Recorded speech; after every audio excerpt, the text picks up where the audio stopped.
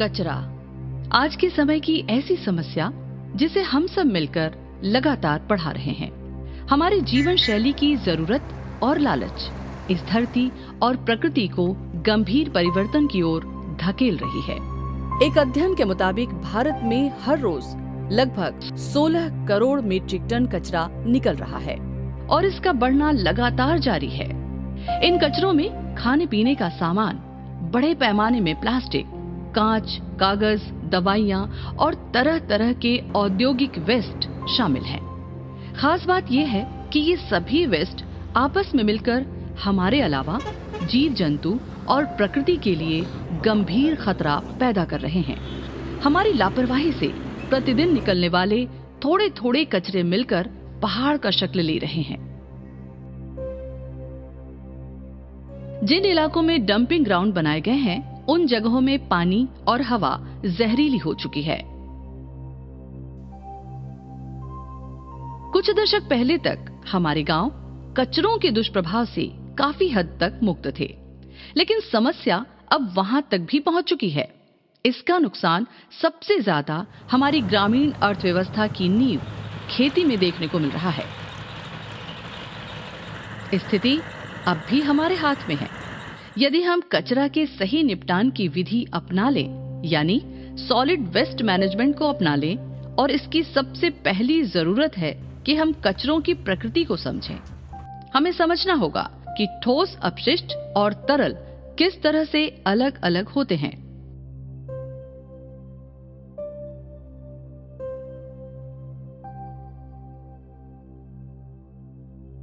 ये सच है कि आज हमारे लिए ये कचरा एक बड़ी समस्या है। ये समस्या इसलिए भी है कि हम इससे होने वाले फायदे से अच्छी तरह से वाकिफ नहीं हैं, जैसे खाद के रूप में, वैकल्पिक ऊर्जा के रूप में और कई वस्तुओं के उत्पादन के कच्चे माल के रूप में।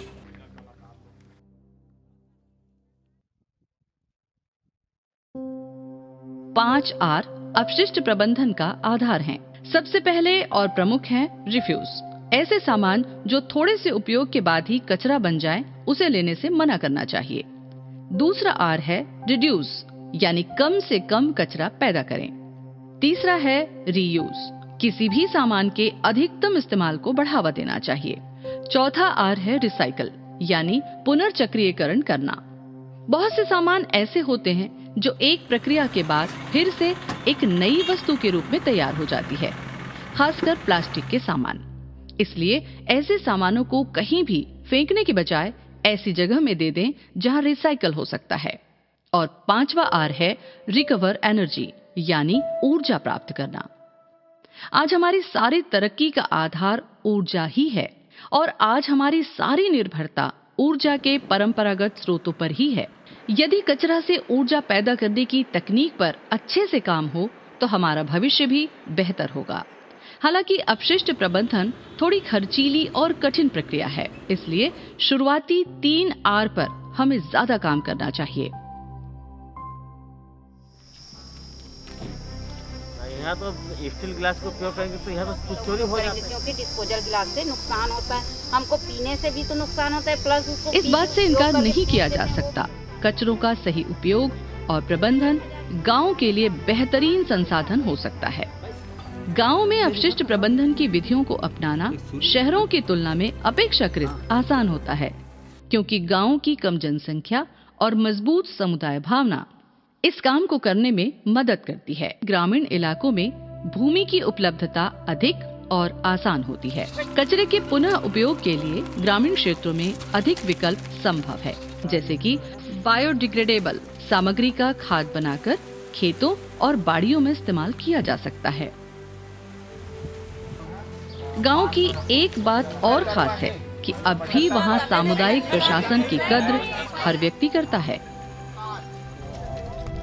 जब भी हम गांवों के लिए कचरा प्रबंधन की बात करें तो हमें सबसे पहले अपने गांव में निकलने वाले कचरा के प्रकार और मात्रा की जानकारी इकट्ठा करना चाहिए।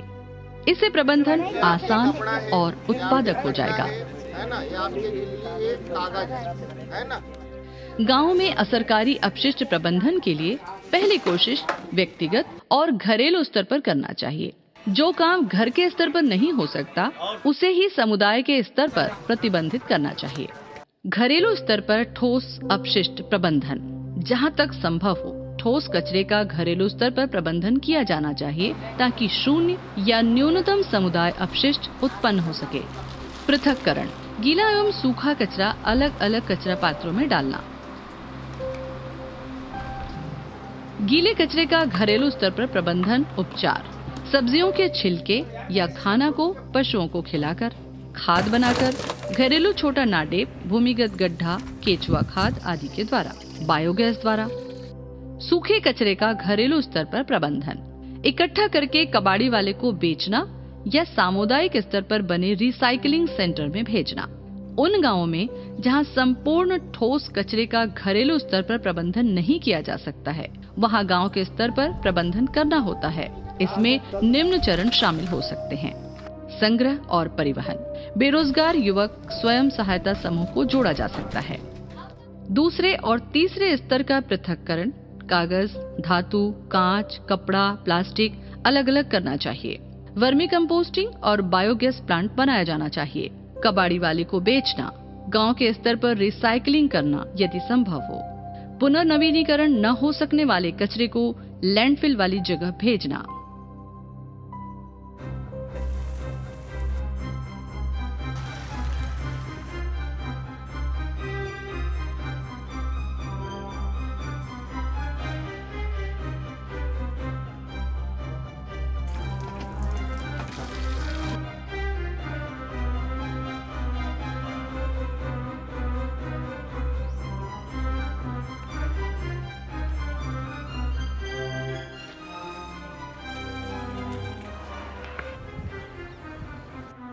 कंपोस्ट ठोस कचरे के उपचार का सबसे बेहतरीन विकल्प है। कंपोस्टिंग प्रक्रिया में बैक्टीरिया कार्बनिक पदार्थ को उसके छोटे छोटे अवयवों में तोड़ देता है, जिससे ह्यूमस जैसे कंपोस्ट का निर्माण होता है। कंपोस्ट बनाने की प्रक्रिया दो तरीके से होती है, एरोबिक यानी ऑक्सीजन की उपस्थिति में, और दूसरा अनारोबिक यानी ऑक्सीजन की अनुपस्थिति में। कंपोस्टिंग के कई फायदे हैं, जैसे उचित कंपोस्टिंग प्रक्रिया से जैव विघटनशील कचरे से अच्छी गुणवत्ता की जैविक खाद प्राप्त की जा सकती है। इससे जमीन की उपजाऊ शक्ति तो बेहतर होती ही है, साथ ही आर्थिक लाभ भी होता है। ये रोग वाहकों और कृंतकों के प्रजनन को रोकता है। एरोबिक कंपोस्टिंग प्रक्रिया में काफी गर्मी उत्पन्न होती है, जिसके परिणाम स्वरूप रोगजनकों और खरपतवार बीज का विनाश होता है। ठोस कचरे से उत्पन्न होने वाली अस्वच्छता की स्थिति के बदले स्वच्छ और सुंदर वातावरण का निर्माण होता है। कचरे से खाद यानी कंपोस्ट बनाने के कई विकल्प हैं। सबसे लोकप्रिय तकनीकी विकल्प इस प्रकार हैं। भूमिगत खाद गड्ढा। कम वर्षा वाले ग्रामीण इलाकों के लिए ये उपयुक्त है। ऐसे घर जिनके पास थोड़ी खुली जगह हो और पशुधन सिर्फ थोड़े हों या नहीं भी हों, उनके लिए ये अच्छा है। इसे कच्चा और पक्का दोनों प्रकार का बनाया जा सकता है। इसके लिए जमीन में 1 घन मीटर यानी 1 metre by 1 metre by 1 metre के 2 गड्ढे खोदते हैं। शुरुआत एक गड्ढे से भी कर सकते हैं और इनकी तली में टूटे हुए ईंटों की एक परत बिछा दिया जाता है। दोनों गड्ढों के बीच की दूरी कम से कम 1 मीटर होनी चाहिए। इसमें क्रमशः कचरे, गोबर, मिट्टी की परतें डालना चाहिए, प्रत्येक लगभग 150 मिलीमीटर। ये खाद 3 से 4 महीने में तैयार हो जाती है। सार्वजनिक कचरे के लिए इस विधि का प्रयोग कर सकते हैं। गड्ढे का आकार कचरे की मात्रा के अनुसार रखते हैं।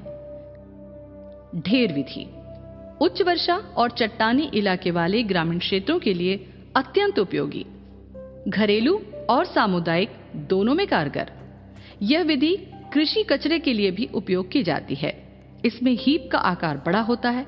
वायु के संचार के लिए इसके बीच 2-3 बांस गाड़ देते हैं। इसको बनाने में अकुशल मजदूरी के अलावा और कोई खर्च नहीं आता। नाडेप सामान्यतया ये 4 से 5 फीट चौड़ा और 3 फीट ऊंचा होता है और लंबाई जरूरत के अनुसार रखी जा सकती है, 5 से 10 फीट। सभी पोषक तत्व टंकी में रहते हैं, इसलिए खाद में भी पोषक तत्व अधिक होते हैं। नाडेप में गोबर की आवश्यकता कम होती है और ये मुख्य रूप से फसल अवशेष के निस्तारण के लिए उपयोगी है। ऐसे घर आश्रमशालाएं, छात्रावास, सब्जी मंडी इत्यादि जहां बड़ी मात्रा में बायोडिग्रेडेबल कचरा निकलता है, वहां भी नाडेप विधि अपनाई जा सकती है। पूरी टंकी 48 घंटों में भरी जानी चाहिए। 24 घंटे बेहतर हैं।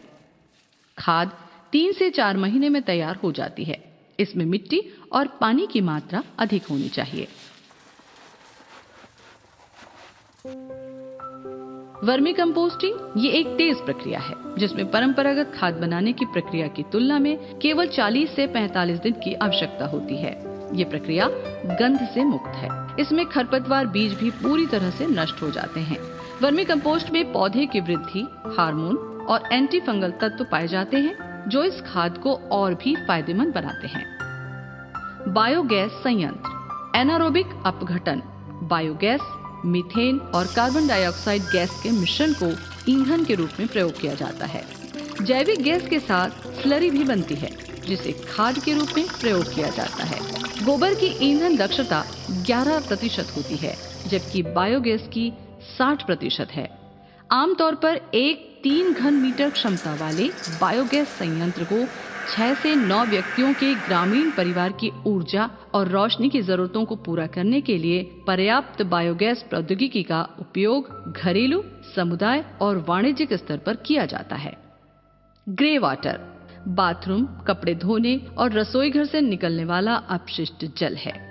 उपयोग के आधार पर इस पानी को काला पानी की तुलना में कम उपचार की आवश्यकता होती है और आमतौर पर इसमें कम रोगजनक कीटाणु होते हैं। इस ग्रे पानी का उपयोग उद्यान, चारा उगाने और बगीचे आदि के लिए उपयोग किया जा सकता है। काला पानी वह पानी है जो शौचालय से कचरे के साथ मिश्रित होता है। ब्लैक वाटर को फिर से उपयोग करने से पहले जैविक या रासायनिक उपचार और कीटाणु शोधन की आवश्यकता होती है। अपशिष्ट जल के स्रोतों और इसके प्रकारों के विश्लेषण से ये पता चलता है कि 90% से अधिक अपशिष्ट जल ग्रे वाटर है। वर्तमान में ग्रामीण क्षेत्रों में ग्रे वाटर प्रबंधन एक बड़ी चुनौती है। ग्रे वाटर प्रबंधन के अंतर्गत उचित उपचार के बाद पानी का पुनः उपयोग जैसे सिंचाई, घरेलू कार्य और टॉयलेट फ्लशिंग आदि में किया जा सकता है। घरेलू प्रबंधन के विकल्प: रसोई उद्यान, सिल्ट चैम्बर, ग्रीस ट्रैप,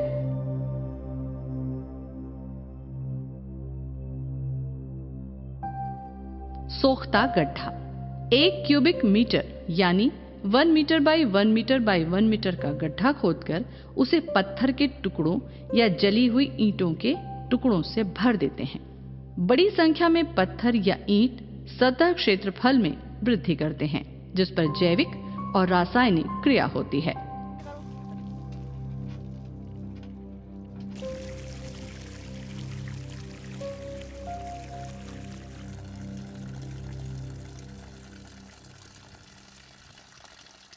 सामुदायिक प्रबंधन के विकल्प: 3 टैंक अशुद्ध जल स्थिरीकरण प्रणाली। यह प्रणाली सामुदायिक स्तर पर ग्रे वाटर उपचार के लिए स्थापित की जाती है। एनारोबिक बैफल रिएक्टर पारंपरिक सेप्टिक टैंक की तुलना में पानी साफ करने की इसकी दक्षता 60 से 80% अधिक होती है। कृत्रिम वेटलैंड यह प्रणाली ग्रे और ब्लैक वाटर दोनों के उपचार के लिए कारगर है। ये जलीय पौधों से युक्त कृत्रिम जलाशय है। यहाँ एनारोबिक बैफल रिएक्टर ABR से उपचारित पानी का और बेहतर तरीके से उपचार होता है। अपशिष्ट प्रबंधन से अपेक्षित परिणाम पाना आसान है यदि हम ऐसी योजना बनाएं जो प्रभावी हो और जिसमें सबकी भागीदारी सुनिश्चित हो। निसंदेह स्थानीय प्रशासन या पंचायत की जिम्मेदारी थोड़ी ज्यादा है, परंतु शुरुआत तो व्यक्तिगत स्तर पर ही करनी होगी।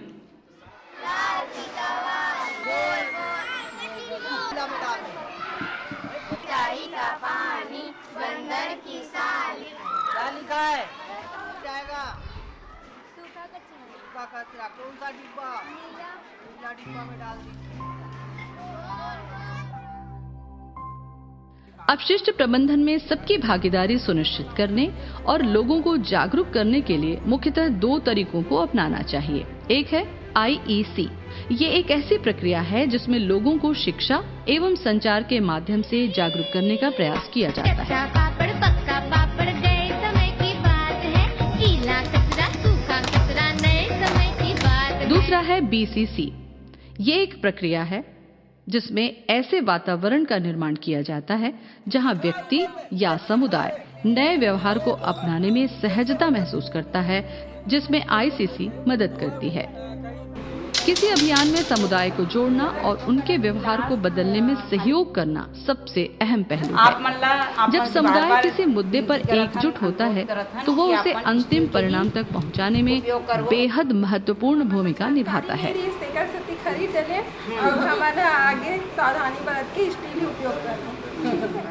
समुदाय को जोड़ने के लिए संस्थागत ढांचे पर ध्यान देना चाहिए, जैसे सामुदायिक संस्थाएं, स्व-सहायता समूह, युवा समूह, बाल समूह, महिला मंडल, सांस्कृतिक समूह, किसान समूह आदि।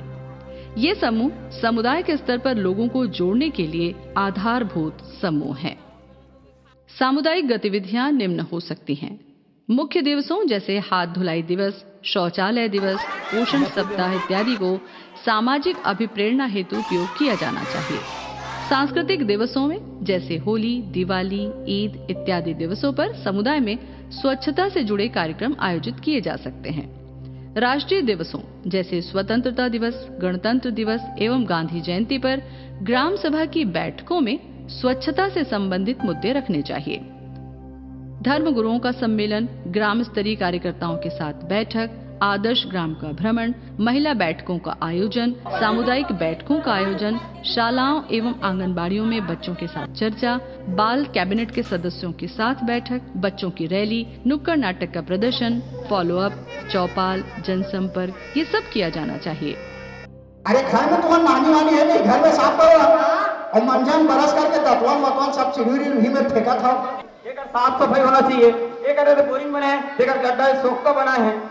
तुम नहीं कर लेकर लात आओ तुम तो हाथ कपड़ा धोवा तो ये बने जी वो बीमारी है हमारे हाथ धो वो गंदगी नहीं फैला है। हमने जो लक्ष्य को पाने के लिए रणनीति बनाई है उसमें सबसे पहला कदम है कि सभी जागरूक हों, स्वच्छता का मतलब समझें और अपशिष्ट के खतरों से परिचित हों।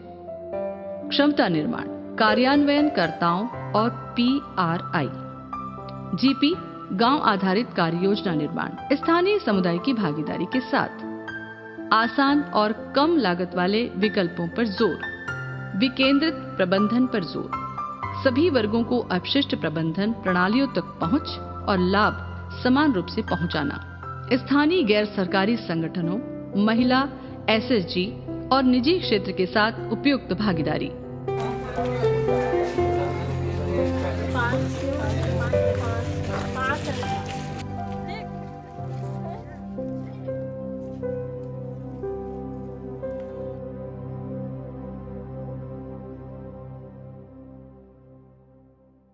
समुदाय आधारित अपशिष्ट प्रबंधन प्रणाली को शुरू करने के लिए निम्न चरणों का पालन किया जाना चाहिए। सूचना संग्रह, परिवारों की संख्या, कुल जनसंख्या, दुकानों, विवाह हॉल, बाजार, वाणिज्यिक प्रतिष्ठानों आदि के विवरण, क्षेत्र का सामुदायिक मानचित्र, मौजूदा अपशिष्ट प्रबंधन प्रणाली, प्रतिदिन उत्पन्न ठोस और तरल कचरे का आकलन, SLWM के लिए स्थानीय निकाय का दृष्टिकोण और भविष्य की योजनाएं, NGO और CBO के विवरण। भागीदारी योजना, एकत्र किए गए डेटा का समुदाय के प्रतिनिधियों के साथ विश्लेषण, समुदाय को विभिन्न तकनीकी विकल्पों के बारे में जानकारी देना, समुदाय के साथ चर्चा के आधार पर SLWM कार्य योजना तैयार की जानी चाहिए, पंचायत की कार्य योजना बनाना, सामाजिक गतिशीलता और जागरूकता पैदा करना, अंतर व्यक्तिक संचार, समूह चर्चा, तकनीकी प्रदर्शन और सफल स्थलों पर एक्सपोजर विजिट, प्रौद्योगिकी विकल्प और अनुमानित लागत का आकलन। कचरा संसाधन बन सकता है बशर्ते हम सभी अपनी भागीदारी बेहद गंभीरता से दें। अपशिष्ट प्रबंधन से न सिर्फ हम बेहतर किसानी कर सकते हैं, पैसे बना या बचा सकते हैं, बल्कि सबसे बड़ी बात प्रकृति और धरती के सभी प्राणियों को भविष्य के संभावित खतरों से भी बचा सकते हैं।